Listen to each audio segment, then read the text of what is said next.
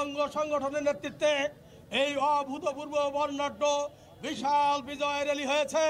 এই র্যালিতে যারা অংশগ্রহণ করেছেন সকলকে আমি জেলা বিএনপির পক্ষ থেকে, তারেক রহমানের পক্ষ থেকে ধন্যবাদ এবং অভিনন্দন জানাই। অনেক দীর্ঘ পথ অতিক্রম করেছেন, প্রচণ্ড গরমকে উপেক্ষা করেছেন। আমরা সকলের প্রতি সহানুভূতি জানিয়ে আজকের এই মিছিলের অত্যন্ত সর্বাঙ্গীন সুন্দর হয়েছে।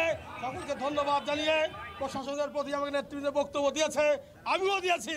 সেই বক্তব্যকে পুনর্বার স্মরণ করিয়ে দিয়ে আজকের এই বিশাল আনন্দ মিছিল, আজকের এই বিশাল আনন্দ র্যালি প্রশাসন এবং দালালদেরকে পুনর্বার এই কথাগুলি স্মরণ করিয়ে দিয়ে আজকের এই বর্ণাঢ্য বিজয় র্যালি আমি সমাপ্তি ঘোষণা করছি।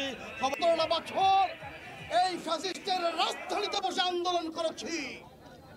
আমাদের সংখ্যায় কম দেখে অসহায় বা দুর্বল মনে করবেন না।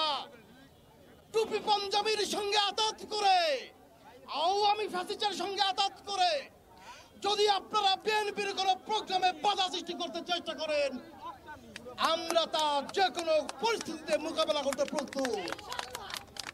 আপনাকে স্মরণ করিয়ে দিতে চাই, এইখানে যারা উপস্থিত রয়েছে তারা ফ্যাসিস্ট হাসিনার বিরুদ্ধে আন্দোলন করেছে তার জন্মভূমির মাটিতে দাঁড়িয়ে। আর কোটি কয়েক টুপি পাঞ্জাবির ভেস্তরা, তাদের সঙ্গে আপনারা প্রশাসনিক নেতৃবৃন্দ আতাত করে বিএনপির প্রোগ্রামকে বঞ্চনা করার যে দুঃসাহস দেখিয়েছেন, আমরা আপনাদেরকে জেলা বিএনপির পক্ষ থেকে আপনাদেরকে অবহিত করতে চাই, সতর্ক করতে চাই। আমরা বিগত 17 বছর থেকেই মরতে শিখে গিয়েছি। আমাদেরকে মৃত্যুর ভয় দেখিয়ে লাভ নেই। বিএনপি মৃত্যুঞ্জয়ী সংগঠন, এদের বাইরে বিএনপির কোনো অস্তিত্ব নেই। আমরা বলতে চাই, আগামী দিনে রাজপথে তারেক রহমানের সুন্দর স্বনির্ভর বাংলাদেশ গড়ার লক্ষ্যে আমরা সবাই ঐক্যবদ্ধ থাকতে হবে এবং গণতন্ত্র পুনরুদ্ধারের আন্দোলন সংগ্রামে আমরা সবাই ঐক্যবদ্ধ থাকবো রাজপথে। ধন্যবাদ সবাইকে।